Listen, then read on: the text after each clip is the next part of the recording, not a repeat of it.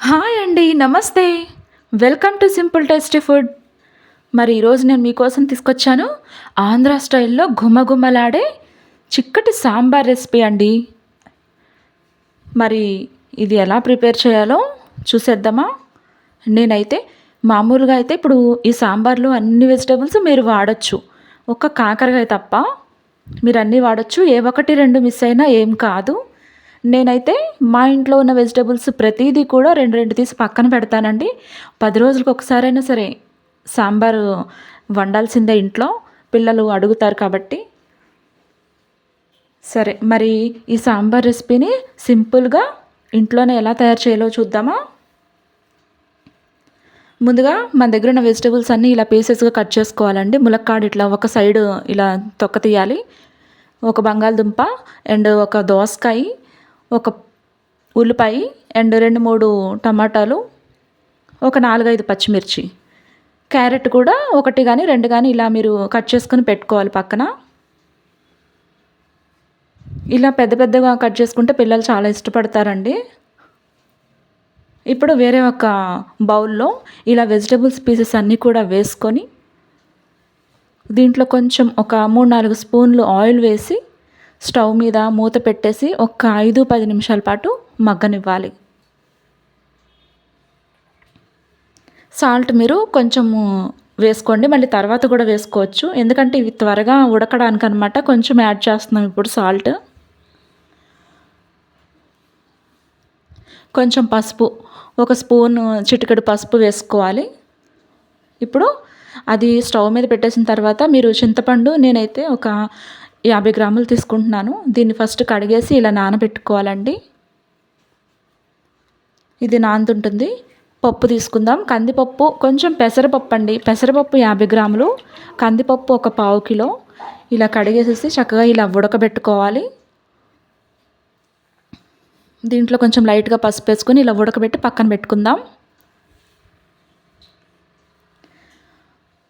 చూసారా? పెసరపప్పు కూడా కొంచెం యాడ్ చేస్తే టేస్ట్‌గా ఉంటుందండి సాంబారు. ఓకేనా? పచ్చెనగపప్పు కూడా వేసుకోవచ్చు. ఇప్పుడు ఈ వెజిటబుల్స్ ఇలా ఉడుకుతాయండి. దీంట్లో రుచికి సరిపడా నేనైతే ఒక 2 స్పూన్స్ కారం వేస్తున్నాను. దీంట్లోనే అల్లం వెల్లుల్లి పేస్ట్ కొంచెం అండి, చిన్నది అల్లం వెల్లుల్లి పేస్ట్ కొంచెం వేసుకొని ఇట్లా మనం రెడీ చేసుకున్న పప్పు ఉంది కదా, ఆ పప్పు అంతా దీంట్లో వేసుకోవాలి. ఇలా మొత్తం మిక్స్ చేసి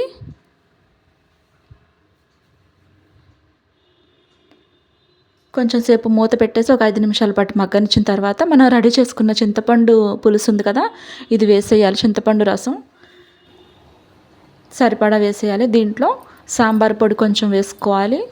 దీంట్లోనే కొత్తిమీర యాడ్ చేసి మూత పెట్టేసి ఒక 10 మినిట్స్ పాటు ఇట్లా మరగనివ్వాలండి. చూసారా చక్కగా మరుగుతుంది.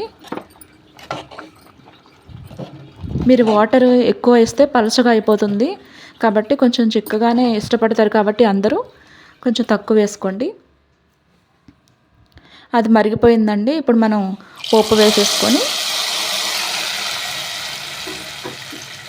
ఈ పోపు కోసం ఒక ఎండుమిర్చి, కరివేపాకు, కొంచెం జీలకర్ర, కొంచెం ఇంగువ లైట్గా అండి ఇవి వేసుకొని పోపు వేసుకొని చక్కగా ఇలా కలుపుకొని అయిపోయిందండి. మీరు సాల్ట్ సరిపోతే ఒకసారి టేస్ట్ చేసుకొని సాల్ట్ వేసుకోండి. అయిపోయిందండి. హోమ్ మేడ్ చిక్కటి గుమగుమలాడే సాంబార్ రెడీ అయిపోయింది. మరి నేను ఈరోజు చేసిన ఈ సాంబార్ మీకు నచ్చిందా? నచ్చినట్లయితే మన ఛానల్ని సబ్స్క్రైబ్ చేయండి, షేర్ చేయండి, లైక్ చేయండి. మరి నా నుంచి మీకు మరిన్ని వంటల వీడియోస్ రావాలంటే బెల్ బటన్ క్లిక్ చేసి ఆల్ నోటిఫికేషన్ ఆన్లో పెట్టుకోండి. మరి మళ్ళీ ఇంకొక కొత్త వంటకంతో మళ్ళీ మీ ముందుకు వస్తాను. అంతవరకు బాయ్. వెళ్ళొస్తా. అన్నట్టు చెప్పడం మర్చిపోయానండోయ్. నాకు ఇప్పటివరకు కూడా సబ్స్క్రైబ్ చేసుకొని సపోర్ట్ చేస్తూ నాకు ఇంతగా ఆదరించిన మీ అందరికీ కూడా పేరు పేరున చాలా థ్యాంక్స్ చెప్తున్నానండి. మీ సపోర్ట్ నాకు ముందు ముందు కూడా ఇలాగే ఉండాలని కోరుకుంటున్నానండి. ఓకే అండి, బాయ్.